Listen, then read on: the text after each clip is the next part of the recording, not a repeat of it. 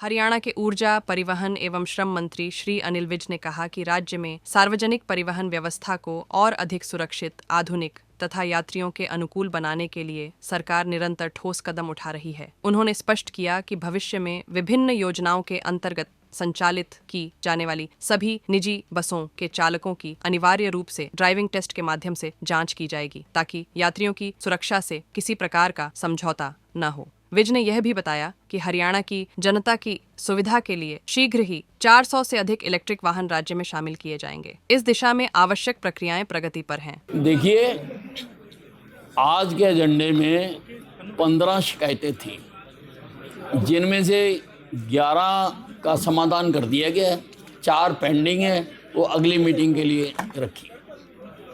क्या कार्रवाई की गई है सर? एक कालूवाना के मामले में अधिकारियों को सस्पेंड किया गया। नहीं, देखिए, मैंने पेड़ काटे गए वहाँ पर, अब किसी की जिम्मेवारी तो है। और जो पिछली मीटिंग में मैंने कमेटी बनाई थी, और कमेटी ने पिछली मीटिंग में भी यहाँ बोल बोल के कह रहे थे जी और पेड़ नहीं कटे जी, गलत है।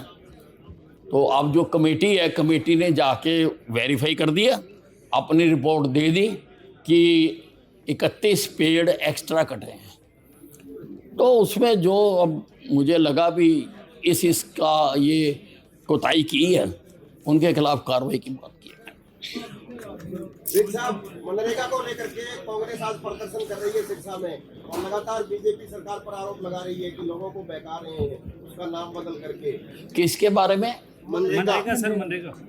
देखिए, ऐसा है, उनको मनरेगा से दिक्कत नहीं है, उनको दिक्कत नाम से है। और नाम में उनको जो आगे विकास लगता है, विकास से दिक्कत है, विकास नाम से दिक्कत है। क्योंकि 40-50 साल इनका राज रहा, इन्होंने तो विकास किया नहीं। ये तो चाहते हैं लोग गरीब रहें, बेरोजगार रहें, भूखे रहें। इन्होंने तो कोई विकास किया नहीं, इसलिए विकास का जब नाम आता है तो that is red rag to a bull, ये छलांगे मारने लगते हैं विकास का। दूसरी सबसे बड़ी दिक्कत इनको ये है राम जी से, राम जी के नाम से इनको परेशानी है। इसीलिए 50 साल तक, 60 साल तक राम जी का मंदिर नहीं बन सका, क्योंकि इनको परेशानी है।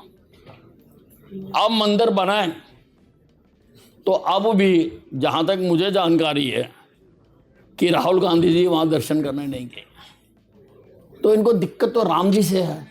अब जिसको राम जी से दिक्कत है उसका हम क्या कर सकते हैं? देखो, हमारे शास्त्रों में लिखा हुआ है कि जब आदमी उम्र की सारी सीढ़ियाँ पार करके कर ले तो उसको भ्रमण करते हुए जंगलों में चले जाना चाहिए। तो ये उसी की पालना कर रहे हैं।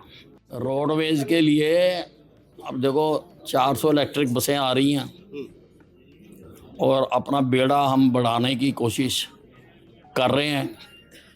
बसों में ट्रैकिंग सिस्टम लगवा रहा हूँ। जैसे एयरपोर्ट के ऊपर स्क्रीन लगे होते हैं और उसमें नज़र आता है कौन सी फ़्लाइट कहाँ है और कब आएगी, वैसे बस स्टैंड के ऊपर स्क्रीन लगेंगे कि कौन सी बस कहाँ है और वो कब आएगी। और ऐसे ही ऐप भी उसकी बना रहे हैं। उसमें टाइम तो लगेगा, थोड़ा सा उन्होंने बना के दिखाया, थोड़े जो सुझाव थे वो मैंने दिए हैं। वो ऐप भी बनेगी, जो पैसेंजर है वो भी देख सकता है कि मैं किस वक्त बस स्टैंड पे जाऊं, कब बस आ रही है और कितने बजे आ रही है। और बसें भी, उनका भी सिस्टम बना रहे हैं कि अगर वो बस स्टैंड में नहीं आएगी तो वो भी रिकॉर्ड होगी। इसी सिस्टम में ही उसका पता लगेगा। अगर वो इधर उधर रास्ते में भटकती है तो वो भी पता लगेगा, मेरे स्क्रीन के ऊपर पता लगेगा, और वो कंप्यूटर बोल जाएगा कि ये बस अपने रास्ते से कोई है, इसकी ओर जा रही कहीं और।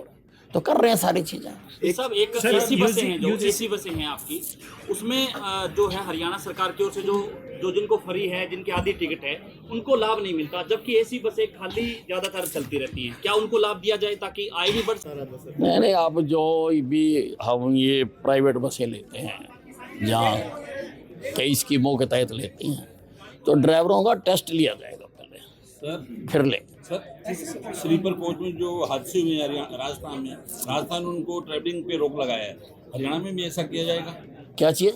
स्लीपर कोच में हमारे पास स्लीपर कोच है ही नहीं।